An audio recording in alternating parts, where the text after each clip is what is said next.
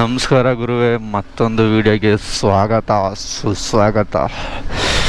ಇವತ್ತಿನ ವಿಡಿಯೋದಲ್ಲಿ ಏನು ಅಂಥದ್ದು ಎಲ್ಲೂ ರೈಡ್ ಅಲ್ಲ, ನಾರ್ಮಲ್ ಹಂಗೆ ಕ್ಯಾಶುವಲ್ ರೈಡು.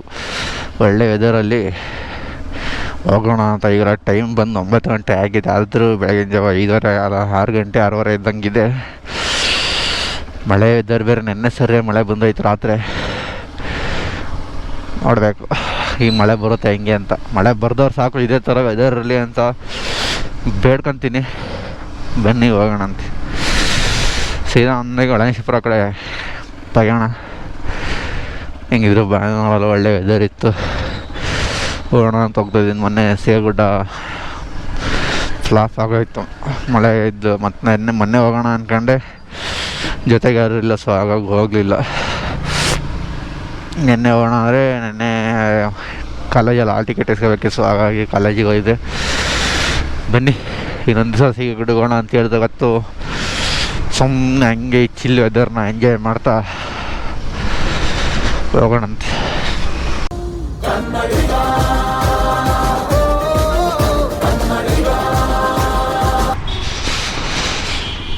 ಒಳ್ಳೆ ಪೀಸ್ ವೆದರ್ ಅಂದ್ಕೊಳ್ಳಿ, ಹೆವಿ ಚಳಿ.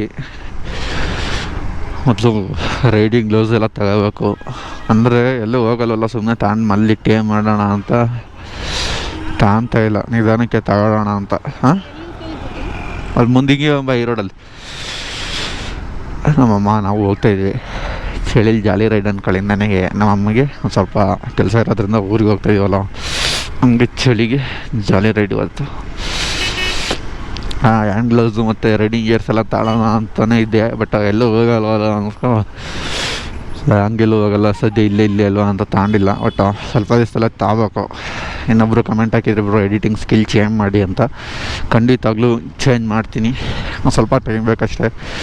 ಮೊಬೈಲಲ್ಲಿ ಗೋಪ್ರೋದಲ್ಲಿ ಒಂದು ಸ್ವಲ್ಪ ಕ್ಲಾರಿಟಿ ಹೈ ಆಗಿ ಶೂಟ್ ಆಗುತ್ತೆ, ಹಾಗಾಗಿ ಮೊಬೈಲಿಗೆ ತಗೊಂಡಾಗ ಒಂದು ಸ್ವಲ್ಪ ಡಲ್ ಆಗುತ್ತೆ. ಪ್ಲಸ್ ಬೇರೆ ಕ್ಲಿಪ್ಸ್ ಹೋದರೆ ವಾಯ್ಸ್ ಹಿಂದೆ ಮುಂದೆ ಒಂಥರ ಲಾಗದಾಗ ಆಗ್ಬಿಡುತ್ತೆ. ಹಾಗಾಗಿ ಸುಮ್ಮನೆ ಕ್ಲಿಪ್ ತೊಗೊಂಡು ಹಂಗಾಗಿ ಎಡಿಟ್ ಮಾಡೋಕ್ಕೆ ಖಂಡಿತವಾಗ್ಲೂ ಆಗ್ತೀನಿ. ಬನ್ನಿ ಹೋಣ. ಪೀಸ್ ಆಯ್ತು ಇವತ್ತು ವೆದರ್ ಮಾತ್ರ. ನೋಡಿ, ಇಷ್ಟು ಜನ ಯಾವಾಗಲೂ ಡೈಲಿ ಇದ್ಬಿಟ್ರೆ ಓಡ್ಸೋದು ಚೆನ್ನಾಗಿರುತ್ತೆ. ಇಲ್ಲೇ ಸೈಡಿಗೆ ಹಾಕ್ಲಾ, ಏನೋ ತಗೋಬೇಕು ಮಾರ್ಕೆಟಲ್ಲಿ, ತಗೊಂಬರಲಿ. ಹೋಗೋಣ, ನಮ್ಮ ರೈಡ್ ಕಂಟಿನ್ಯೂ ಮಾಡೋಣ. ಇದೆಲ್ಲ ಅಡ್ವರ್ಟೈಸ್ಮೆಂಟಿಗೆ ಹಾಕಿರೋದು. ಒಂದು ವಿಡಿಯೋದಲ್ಲಿ ಹೇಳಿದ್ದೆ ನೋಡಿ ನಿಮಗೆ, ಇದು ಯಾಕೆ ಗುರು ನೇಮ್ ಬೋರ್ಡ್ ಹಾಕಿದಾರ ಅಂತ. ಬರೀ ಅಡ್ವರ್ಟೈಸ್ಮೆಂಟಿಗೆ ಹಾಕಿದ್ದಾರೆ. ಅಡ್ವರ್ಟೈಸ್ಮೆಂಟಲ್ಲೇ ದುಡ್ಡು ತಿನ್ನೋರೆ, ಆದರೆ ಇನ್ನೇನು ಕತೆ. ಸಿಟಿ ಚೆನ್ನಾಗಿ ಕಾಣಬೇಕು ಅಂದರೆ ಮೊದಲು ಬಿಡಬೇಕದು. ಅಲ್ಲಿ ಮಕ್ಳು ವೈದೆ ಕ್ಲೋಸ್ಡ್ ಅಂತ ಗೊತ್ತಿಲ್ಲ, ಏನು ಕ್ಲೋಸ್ ಮಾಡೋರು ಗೊತ್ತಿಲ್ಲವಲ್ಲ ಗುರು. ಈಗ ಬಗಡದೊಳಗೆ ಹೋಗ್ಬೇಕು, ಬರ್ದವ್ರು ಆಗೋದಿಲ್ಲ. ನಾನು ಸುಮ್ಮನೆ ಹಿಂಗೆ ಬಿಟ್ಟು ಹಿಂಗೆ ಮಾಡೋದ, ಶಿಸ್ತಾಗಿ ಒಂದು ಸತಿ ಮಾಡಿಬಿಟ್ಟು ಕ್ಲೋಸ್ ಮಾಡಿಬಿಡ್ಬೇಕು, ಅಲ್ಲ ಓಪನ್ ಮಾಡ್ಬೇಕು. ಅದು ಬಿಟ್ಬಿಟ್ಟು 6 ತಿಂಗಳು ಆಟು ಅಂತ 3 ತಿಂಗಳು ಆಟ ಅಂತ ಯಾವ್ದು ಗುರು. ಇಲ್ಲೆಲ್ಲ ಗೊಚ್ಚ ಹರಿಸ್ಕೊಂಡು ಈಗ ಇದು ಹಂಗಿದ್ರೆ ಬರ್ತಾ ಇರಲಿಲ್ಲ ನಾನು. ಹುಟ್ಟು ಗಲೀಜು ವಾಸನೆ ಎಲ್ಲ. ಏನು ಹೇಳ್ತಾಯಿದ್ದೆ, ಅಡ್ವರ್ಟೈಸ್ಮೆಂಟಿನ ನಂಗೆ ಬೋಲ್ಡ್ ಹಾಕ್ಕೊಂಡು ಅದು ಏನಾರ ಗೀಸ್ ಬಿದ್ದೆ ಅಂದರೆ ಅವನ ಜೀವನಕ್ಕೆ ಕೂತಾರದ. ನಾರ್ಮಲಾಗಿ ಟಿ ವಿ ಹಾಕ್ಬಿಟ್ಟು ಡಿಸ್ಪ್ಲೇ ಮಾಡ್ಬೇಕು ಎಲ್ಲ ಕಡೆನೂ ಅಟ್ ಎ ಟೈಮು. ಬನ್ನಿ ಬಿಡಿಸಿ ಕೆಳಗಡೆ. ಇನ್ನೇನೀಗ ಹೊಚ್ಚೇನೇ ನೋಡೋದು, ಸಿಟಿ ಹೊರಗಡೆ ಹೋದ್ಮೇಲೆ ಸಿಗೋಣಂತೆ.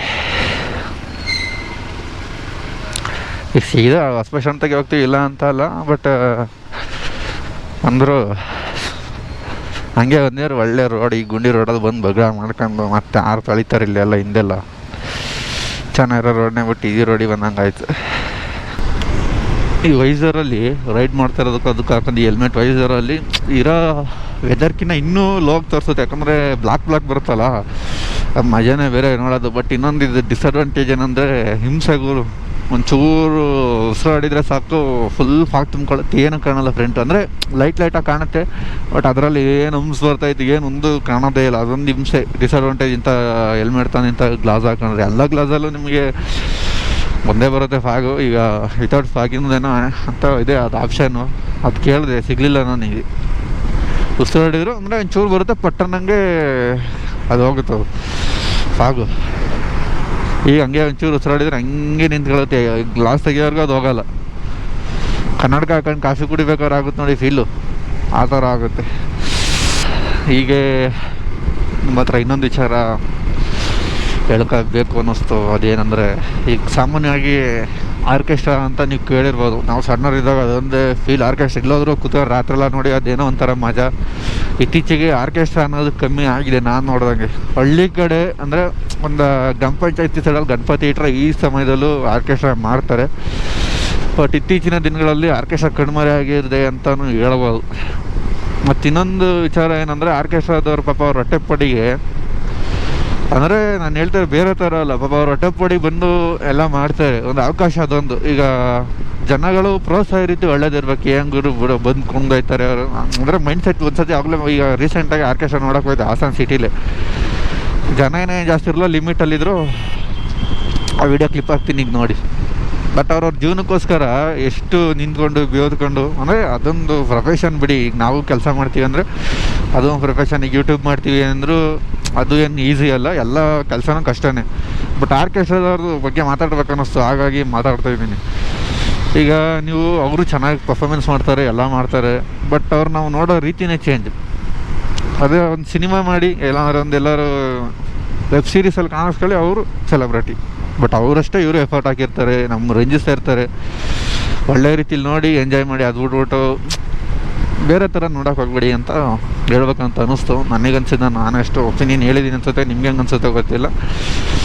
ಬಟ್ ಆರ್ಕೆಸ್ಟ್ರಾ ಒಂದು ಕಡೆಯಿಂದ ಕಣ್ಮರೆ ಆಗಿದೆ ಅನ್ನೋದು. ಆರ್ಕೆಸ್ಟ್ರಾ ಎಲ್ಲರೂ ಇದ್ದರೆ ಸಪೋರ್ಟ್ ಮಾಡಿ.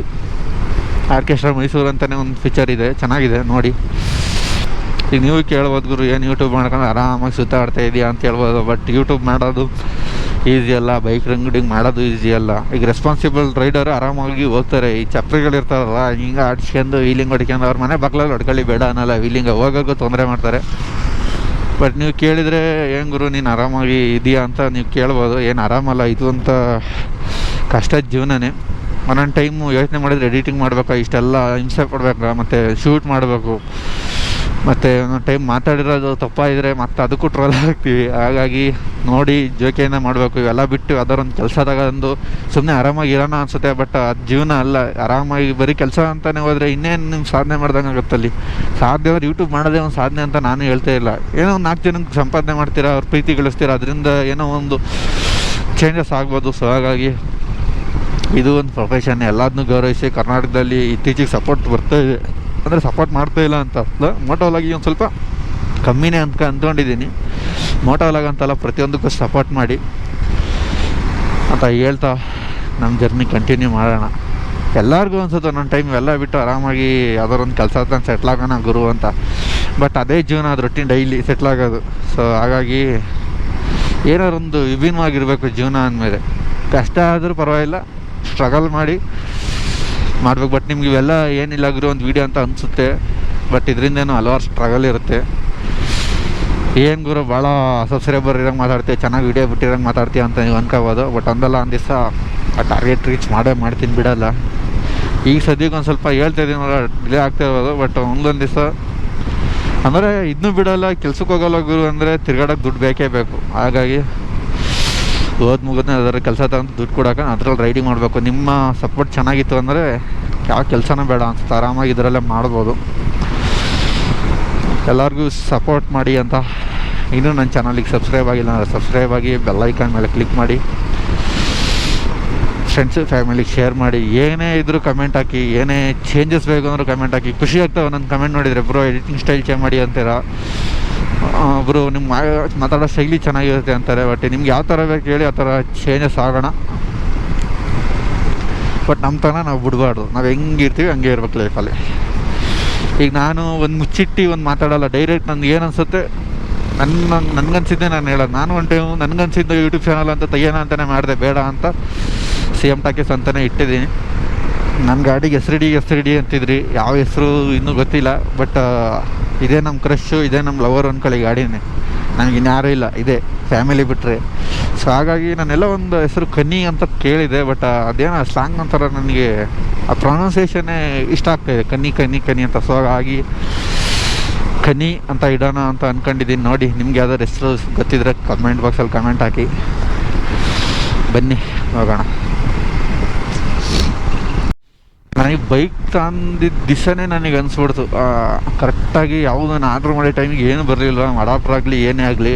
ಅದು ವಾಯ್ಸ್ ಬೇರೆ ಚೆನ್ನಾಗಿ ಬಂದಿಲ್ಲ, ವೀಡಿಯೋ ಮಾಡ್ಕೊಂಡು ಬಂದುಬಿಟ್ಟಿದ್ದೆ. ಮತ್ತು ಎಡಿಟ್ ಮಾಡೋಕೆ ಹೋದರೆ ಮೊಬೈಲಲ್ಲಿ ವಾಯ್ಸ್ ಬಿಸಿ ಎಲ್ಲ ಹಿಂದೆ ಮುಂದೆ ಆಗೋದು. ಡೆಲಿವರಿ ತಂದ ದಿವಸನೇ ನಾನು ಪಟ್ಬಿಟ್ಟು ಯಾಕೆ ಗುರು ಇವೆಲ್ಲ ನಾನು ಆಯ್ಕೆ ಮಾಡ್ಕೊಬಿಟ್ಟೆ ಅಂತ ಅನಿಸ್ಬಿಡ್ತು. ಒಂದು ಸೆಕೆಂಡ್ ಎಲ್ಲ ನೋಡಿದ್ರು ಒಂದು ಕಡೆಯಿಂದ ಕೈ ಕೊಡ್ತಾನೆ ಇತ್ತು. ಹಿಂಗೆ ಮಾಡೋಕ್ಕೋದ್ರೆ ಅದು ಆ ಥರ ಆಗೋದು, ವಾಯ್ಸ್ ಹಿಂದೆ ಮುಂದೆ ಹೋಗೋದು, ಅದೇನೇನೋ ಆಗೋದು. ಆಮೇಲೆ ಎಲ್ಲ ಒಂದೇ ಸತಿ ಗಿವ್ ಅಪ್ ಮಾಡೋಕ್ಕಾಗಲ್ಲ, ಎಲ್ಲ ಎಕ್ಸ್ಪೀರಿಯನ್ಸ್ ಮಾಡಬೇಕು. ಹಾರ್ಡ್ ವರ್ಕೆ ನಿಮಗೆ practice and experience man make perfect ಅಂತಾರಲ್ಲ ಹಾಗೆ.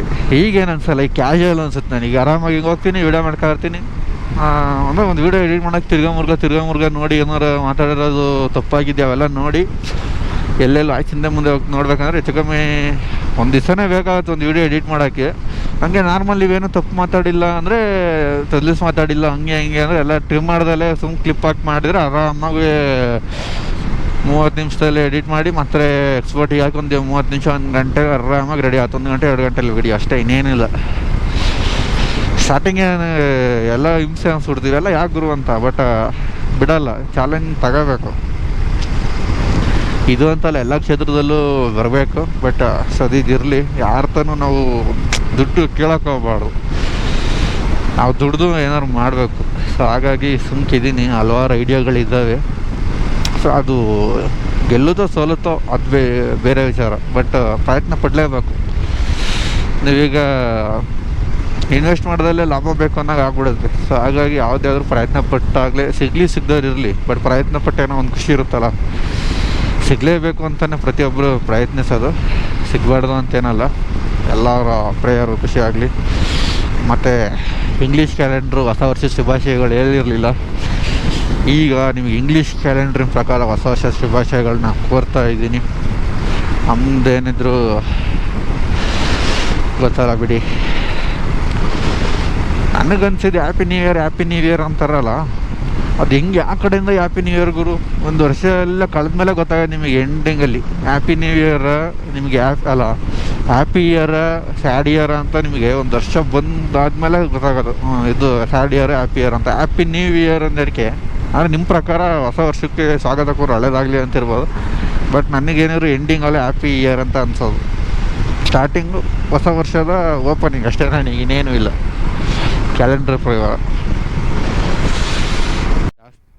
ಜಾಸ್ತಿ ತಲೆ ತಿಂಡಿ ಅನ್ನಿಸ್ಬೋದು. ಬಟ್ ನನ್ನ ಕಂಟೆಂಟ್ ಇಷ್ಟ ಗುರು. ಯಾರ್ದಾರ ಒಂದು ವಿಚಾರದ ಬಗ್ಗೆ ಮಾತಾಡೋದು, ಮತ್ತು ಟ್ರಾವೆಲಿಂಗು, ಮೋಟೋಲಾಗು, ಎಲ್ಲ ಮಿಕ್ಸೆಡ್ ಏನೊಂದು. ಅಂದರೆ ಜಾಸ್ತಿ ಟ್ರಾವೆಲು ಮೋಟೋಲಾಗೆ ಜಾಸ್ತಿ. ಬಟ್ ಪ್ರತಿಯೊಂದ್ರ ಬಗ್ಗೆನೂ ಮಾತಾಡ್ತೀನಿ ನಾನು. ನಮ್ಮ ಊರಿಗೆ ಬಂದೆ, ಈಗ ನಮ್ಮ ಅಜ್ಜಿ ಮಾತಾಡ್ಕೊಂಡು ಒಳ್ಳೆ ಪಡ್ಕೊಂಡು ಹೋಗ್ಬೇಕು. ಒಂಚೂರು ಈಗ ಸೂರ್ಯ ಕಂಡುಬಿಡ್ತಾ ಇದ್ದಾನೆ, ಬಟ್ ಮುಚ್ಕೊಳ್ಳಿ ಅಂತ ಆಶಿಸ್ತೀನಿ. ಬಟ್ ರೈತರಿಗೆ ಕಷ್ಟ ಇವಾಗ, ದನ ಎಲ್ಲ ಮೇಯಿಸ್ಬೇಕಲ್ಲ.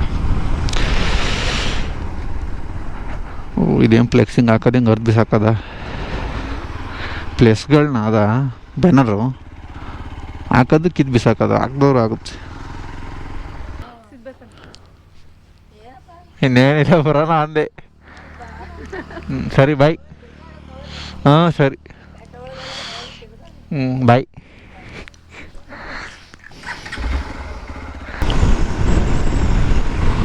ಇಲ್ಲೊಂದು ಸ್ವಲ್ಪ ಬಿಸಿಲು ಬಂದಂಗಿದೆ ಇವತ್ತು. ಹಾಸನ ಕಡೆ ಅಷ್ಟೊಂದು ಬಿಸಿಲಿರಲ್ಲ ಪಕ್ಕ. ನೋಡಿ ಮಂಕೆರೆ ಬೆಟ್ಟಕ್ಕೆ ಹೋಯ್ದಲ್ಲಿ ಎಷ್ಟು ಕವರ್ ಆಗಿದೆ. ಇನ್ನು ಬೆಳಗ್ಗೆದೊಂದೇ ಫುಲ್ ಕವರ್ ಆಗಿರೋದು.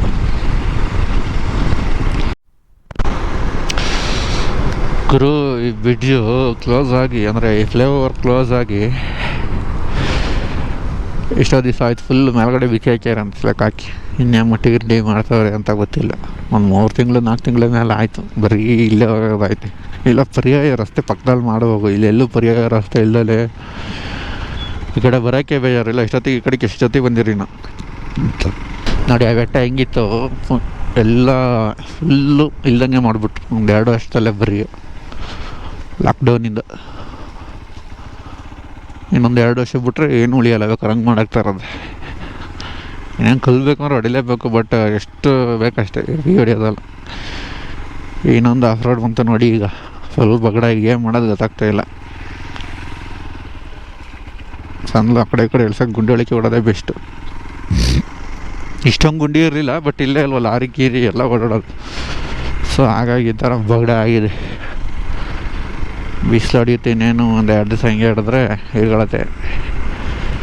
ಬಟ್ ಈಗ ಯಾವುದು ಅಷ್ಟೊಂದೇನು ಕೆಲಸ ಇಲ್ಲ, ಎಲ್ಲ ಭತ್ತ ಗಿತ್ತ ಎಲ್ಲ ಕುಯ್ದಿರ್ತಾರೆ. ಕುಯ್ದಲ್ಲೇ ಇರೋರಿಗೆಲ್ಲ ಕುಯ್ದುಬಿಟ್ರೋರಿಗೆ ಹಿಂಸೆ. ನೋಡಿ ಹೆಂಗಿದೆ, ಬಟ್ ರೋಡ್ ಕುಲ್ಗಟ್ಟೋಗಿದೆ ಅಷ್ಟೇ. ಇಷ್ಟೊಂದು ಗಲೀಜಾಗಿರಲಿಲ್ಲ, ಎಲ್ಲ ಕಿದ್ಗಿತ್ತು ಹೋಗಿರಲಿಲ್ಲ, ಚೆನ್ನಾಗಿತ್ತು. ಬಟ್ ಗಾಡಿ ತಿರುಗಾಡೋದ್ರಿಂದ ಹಂಗೆ ಭತ್ತ ಎಲ್ಲ ಕುಯ್ದವ್ರು ಇಲ್ಲವೇ. ಡ್ರಾಮಾ ಮೂವಿ ಸೀನ್ ನೋಡಿರ್ಬೋದು ನೀವು, ಮೇಲ್ಗಡೆ ಒಂದು ಜಡೆ ಹೂವು ತೆಗ್ದುಬಿಟ್ಟು ಹಾಕ್ತಾರಲ್ಲಪ್ಪ, ಅದೊಂದು ಸೀನು. ಮತ್ತು ಕೆಳಗಡೆ ಕಡೆ ಎಲ್ಲ ಒಂದು ಸೀನ್ ತೆಗ್ದಿದ್ರಲ್ಲ, ಇಲ್ಲೇ ತೆಗ್ದಿರೋದು. ಕಬ್ಬಿನೂ ನೋಡಿ ಬಿಟ್ಟಿರೋದು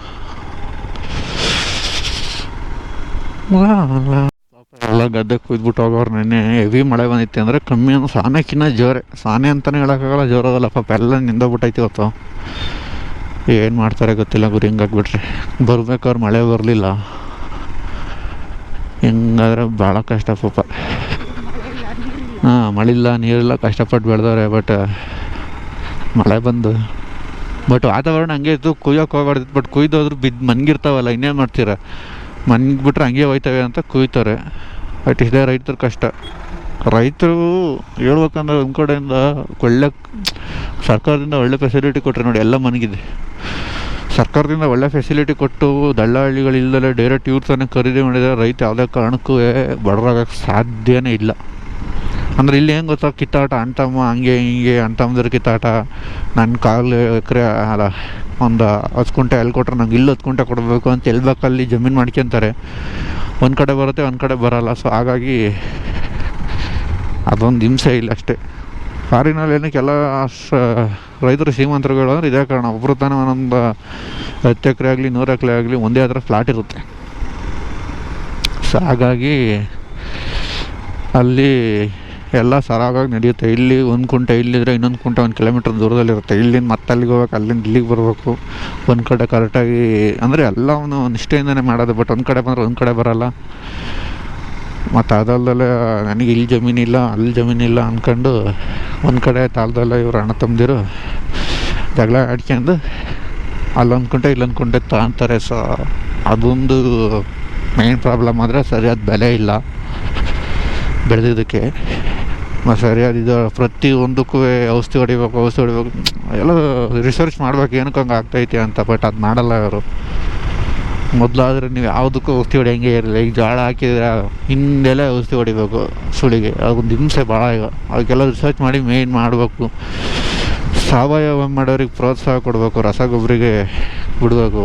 ಸಾವಯವದಲ್ಲಿ ಬರುತ್ತೋ ಇಲ್ಲೋ ಅದು ಸೆಕೆಂಡ್ರಿ, ಬಟ್ ಪ್ರೋತ್ಸಾಹ ನೀಡಬೇಕು ಗೌರ್ಮೆಂಟ್ ಕಡೆಯಿಂದ. ಎಲ್ಲ ರಸಗೊಬ್ಬರ ಹಾಕಿ ಭೂಮಿ ಹಾಳಾಗಿದ್ದಾವೆ. ಸಾವಯವ ಅಷ್ಟು ಈಸಿಯಾಗಿ ಬರೋದು ಡೌಟೇ. ಈಗ ಕಾಲೇರಿ ಮೇಲೆ ಬಂದರೆ ಬರ್ಬೋದಿತ್ತ? ಇಲ್ಲ, ಚಾನ್ಸೇ ಇಲ್ಲ. ಇಲ್ಲಿಂದನೂ ಹಂಗಾಸ ಹೋದರೆ ಅದೇ ತೋರಿಸಿದ್ನಲ್ಲ, ಅದ್ರ ಮೇಲೆ ಹೋಗ್ಬೋದು. ಅದ್ರಾಗಿ ಈ ಸತಿ ಫೋನಲ್ಲಿ ಮಾತಾಡ್ಕೊಂಬರ್ತಾ ಹುಷಾರಿಲ್ಲ ಅಂತ. ಬೀಗ ಹಾಕೊಂಡು ಎಲ್ಲೋದ್ರು ಇವರು ಇಲ್ಲ, ಅವರಲ್ಲ ಓನರು. ಇದೇ ಮನೇಲಿ ನಾನು ಹುಟ್ಟಿದ್ದೆ, ಬಟ್ ನಾನು ಸ್ವಲ್ಪ ದಿವಸ ಕೆಡುತ್ತಾರೆ.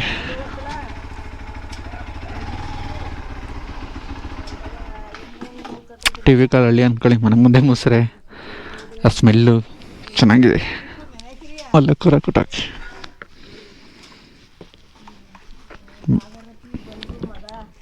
ನಮ್ಮ ಜೋಗಕ್ಕೆ ಹೋಗಿ ಭಾಳ ದಿವಸ ಆಗ್ಬಿಡ್ತು. ಅಂದರೆ ವರ್ಷಗಳಾಯ್ತೇನಪ್ಪ ಹೋಗದೆ. ಒಂದು 2 ದಿವಸ ಬರುವೆ, ಹಾಗಾದರೆ ಹೋಗಿ ಒಂದು 6 ಗಂಟೆ ಬರುವೆ. ಈ ಸತಿ ಸೆಮ್ ಎಕ್ಸಾಮ್ ಮುಗಿದ ಮೇಲೆ ಹೋಗ್ಬಿಟ್ಟು ಒಂದು 6 ಗಂಟೆ ಎದ್ದು ಬರಬೇಕು. ಒಮ್ಮೆ ಇದು ಯಾವಾಗಲೂ ಒಂದು ಸತಿ ಜೋರು ಮಳೆ ಬಂದಾಗ ಫುಲ್ ಬಿಟ್ಟು ತುಂಬಿ ಇದು ರೆಡಿವರೆಗೂ ಹರಿತಿತ್ತು. ಹೋಗ್ತೀನಿ ಅಂದರೆ ನಮ್ಮಲ್ಲ ಕಳಿಸ್ಲೇ ಇಲ್ಲ. ಎಲ್ಲಿಗೆ ಹೋಗ್ತೀನಿ ಅಂದರೆ ಕಳಿಸಲ್ಲ ಗುರು. ಈಗಲೂ ಅಲ್ಲಿಗೆ ಹೋಗ್ತೀನಿ ಇಲ್ಲಿಗೆ ಹೋಗ್ತೀನಿ ಅಂದರೆ ಎಲ್ಲಿಗೂ ಹೋಗ್ಬೇಡ ಇರು ಅಂತಾರೆ. ಬಟ್ ಎಲ್ಲಿಗೂ ಹೋಗೋದಲ್ಲೇ ಇದ್ದರೆ ಏನು ಮಾಡೋಕ್ಕಾಗಲ್ಲ. ಸೊ ಹಾಗಾಗಿ ಏನಾರೊಂದು ಮಾಡಬೇಕು ಅಂದರೆ ಏನಾರು ಒಂದು ಕಳ್ಕೊಳ್ಳೇಬೇಕಾಗುತ್ತೆ. ಸೊ ಹಾಗಾಗಿ ಪ್ರತಿಯೊಂದರಲ್ಲೂ ಇದು ಮಾಡಲೇಬೇಕು. ಎಕ್ಸಾಕ್ಟಿವ್ ಒಳ್ಳೆ ನರಸೀಪುರ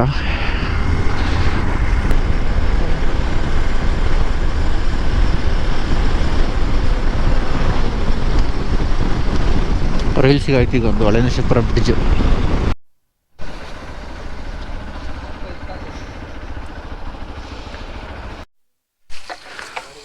ಇಂಜಿನಿಗೆ ಹಾಕ್ಬಾರ್ದಿತ್ತು ಹಾಕ್ಬಿಟ್ಟೆ.